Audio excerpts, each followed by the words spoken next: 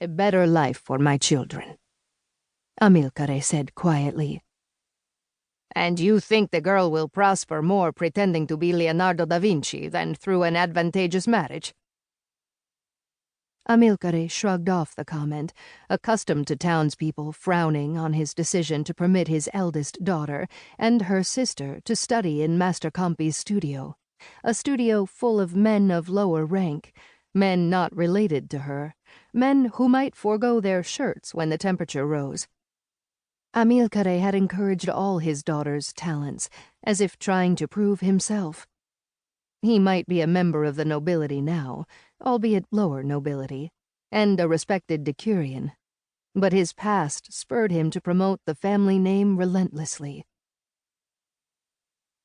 "Father," Sofonisba said, drawing Amilcare's attention back to the painting, "how can we see the soul of the Savior when he's overshadowed by the crowd of angels that surround him? That face of Saint Daria grips me more than all the rest." Amilcare smiled affectionately at his earnest daughter.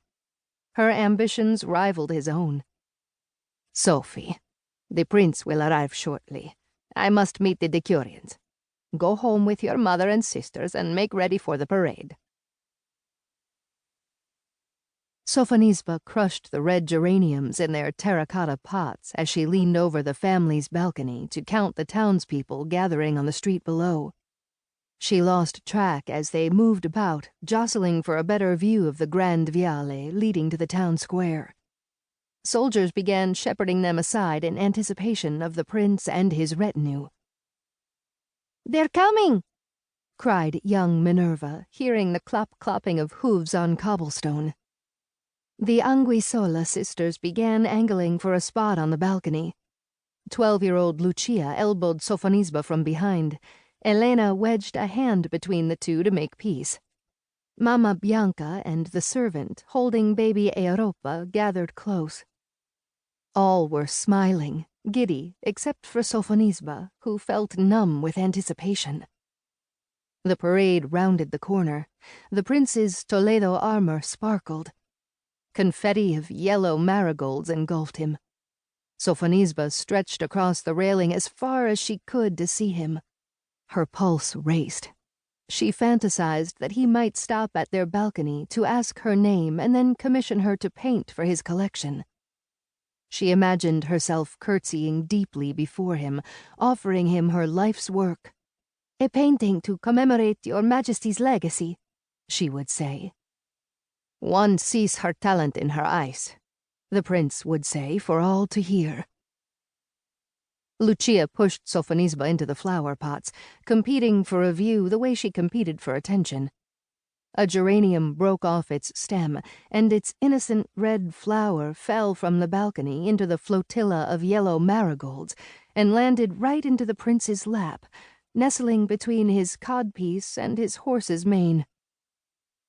The stunned prince looked up for the source of the fugitive flower, and Sofonisba felt his steely eyes bore straight into hers. Instantly, the prince's eyes softened, from accusation to curiosity. For Sofonisba, the moment felt like an eternity. As he continued toward the town square, Prince Philip's questioning eyes remained in Sofonisba's imagination, crystallizing her calling.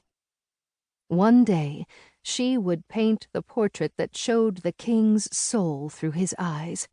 The greatest accomplishment for a, dare she think it, a portraitist. Chapter 2. Virgin Portrait with Book, Cremona, 1555. Sofonisba intercepted Marco on his way down the hall to tutor her younger sisters. She whispered to keep her mother from hearing her distract him from his paid duties. "Master Marco, I have a new concept I would like to discuss." She thought he suppressed a smile as she tugged his sleeve and led him into the sitting room next to the library where her sisters awaited their tutor. Marco never passed up an opportunity to talk with her. Now 20, Sofonisba no longer studied under him, but they continued to exchange ideas. The two gravitated toward each other, but stifled their